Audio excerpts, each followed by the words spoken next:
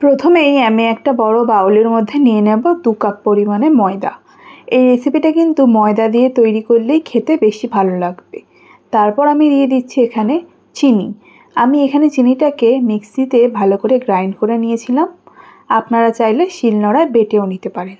চিনিটা যদি গুঁড়ো অবস্থায় থাকে তাহলে কিন্তু খুব তাড়াতাড়ি মিশে যায়। তারপর আমি এখানে স্বাদমতো লবণ অ্যাড করে দিয়েছি। আর এরপর আমি সবগুলো উপকরণকে ভালোভাবে মিশিয়ে নেব। শুকনো উপকরণগুলো যদি আপনারা আগে থেকে মিশিয়ে নেন তাহলে কিন্তু এই রেসিপির টেস্টটা আরও বেশি বেড়ে যাবে। দেখুন সবগুলো উপকরণ আমি ভালো করে মিশিয়ে নিয়েছি। এরপর আমি এখানে টক দই অ্যাড করে দেব। আমি এখানে 2 কাপ পরিমাণে ময়দা দিয়েছি, তাই জন্য আমি এখানে 4 চামচ পরিমাণ টক দই ব্যবহার করছি। টক দইটা দেওয়ার পর আমি টক দইয়ের সাথে ভালো করে ময়দাটাকে মিশিয়ে নেব। নমস্কার সবাইকে, কেমন আছেন সবাই? তানিয়াস কুকিংয়ে আরেকটি নতুন ভিডিওতে আপনাদের সকলকে স্বাগত। আজ দই দিয়ে আজকে আমি আপনাদেরকে এমন একটা পরোটা তৈরি করে দেখাবো যা খেতেও খুব টেস্টি আর গরমে খুব হেলদিও।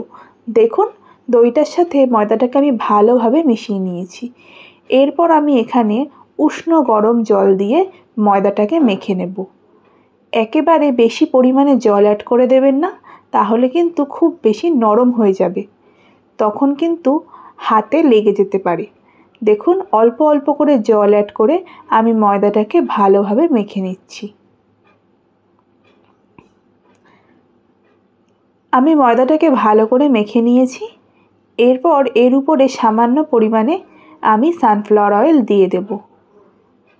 অয়েলটা মাখিয়ে রাখার ফলে ময়দাটা কিন্তু আরও বেশি সফট হয়ে যাবে। ময়দাটার মধ্যে আমি তেলটাকে মাখিয়ে 10 থেকে 15 মিনিটের জন্য ময়দাটাকে রেস্টে রেখে দেব। 10 থেকে 15 মিনিট পর আপনারা দেখবেন ময়দাটা কিন্তু আরও সফট হয়ে এসেছে। আপনারা দেখতেই পাচ্ছেন কত সুন্দর সফট হয়ে এসেছে ময়দাটা। এরপর আমি এই বাউলের মধ্যেই ময়দাটাকে আরেকবার হাত দিয়ে ভালো করে মেখে নিচ্ছি। ময়দাটাকে আপনারা যত ভালো করে মাখবেন পরোটাগুলো কিন্তু ঠিক ততটাই নরম তৈরি হবে। তারপর দেখুন আমি এখানে কিচেন স্ল্যাবের ওপর ময়দাটাকে নিয়ে নিয়েছি আর এইভাবে হাত দিয়ে ময়দাটাকে আমি মাখতে থাকবো। 2 থেকে 3 মিনিট ধরে আমি ময়দাটাকে ভালোভাবে মাখতে থাকবো। এই সময় যদি ময়দাটা আপনাদের হাতে লেগে যায় তাহলে আপনারা সামান্য পরিমাণে গুঁড়ো শুকনো ময়দা অ্যাড করে নেবেন। তাহলে দেখবেন আর কিচেন স্ল্যাবে অথবা আপনাদের হাতে একদমই লেগে যাবে না। এই দই দিয়ে পরোটা তৈরির রেসিপিটা যদি আপনারা একবার ট্রাই করেন তাহলে বারবার ট্রাই করতে বাধ্য হবেন। এতটাই টেস্টি তৈরি হয় এই রেসিপিটা। সকালের ব্রেকফাস্টে কিংবা মাংস, আলুর তরকারি এছাড়া অন্যান্য তরকারির সাথে এই পরোটাটা আপনারা তৈরি করে খেতে পারবেন।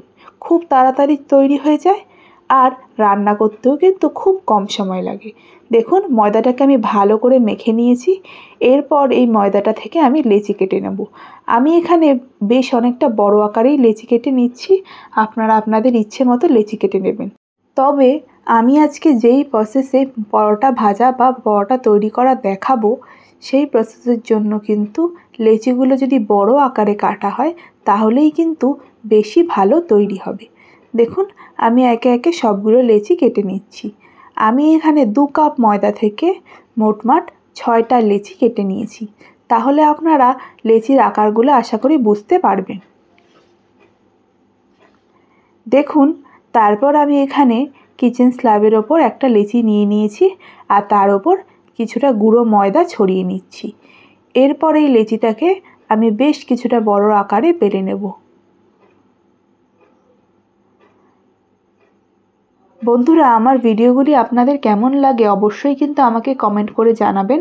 আর এরকমই নতুন নতুন রেসিপি পাওয়ার জন্য আমার চ্যানেলটিকে কিন্তু অবশ্যই সাবস্ক্রাইব করবেন।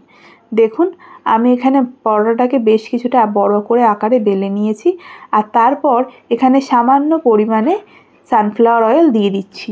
আপনারা চাইলে এখানে বাটার কিংবা ঘিও ব্যবহার করতে পারেন। আমার কাছে অয়েল অ্যাভেলেবেল ছিল তাই আমি এখানে অয়েল ব্যবহার করেছি। অয়েলটাকে ভালোভাবে এখানে ছড়িয়ে নিচ্ছি আর তারপর এর উপর দিয়ে দেব কিছুটা পরিমাণে গুঁড়ো ময়দা। এরপর আমি এটাকে এইভাবে ভাঁজ করে নেব। এইভাবে যদি আপনারা ভাঁজ করে পরোটাটাকে বেলেন তাহলে দেখবেন ভাজার পরে কত সুন্দর এর ভেতরে লেয়ার তৈরি হবে, আর তখন কিন্তু খেতেও আরও ভালো লাগবে। তারপর দেখুন আমি ঠিক এইভাবে ভাঁজ করে নিচ্ছি। এরপর এটাকে উল্টো করে আলতো হাতে উপরে আমি চাপ দিয়ে নেব। তারপর এর উপরে আবারও ময়দা ছড়িয়ে আমি এটাকে চৌকো আকারে বেলে নেব। চেষ্টা করবেন চৌকো আকারে বেলার, তাহলে কিন্তু দেখতেও খুব ভালো লাগে। দেখুন এইভাবে ঘুরিয়ে ঘুরিয়ে আলতো হাতে আপনারা এটাকে বেলে নেবেন, তাহলেই কিন্তু সুন্দর চৌকো আকার তৈরি হয়ে যাবে। একবারে যদি আপনারা বেলতে যান তখন কিন্তু চৌকো আকারটা আসবে না।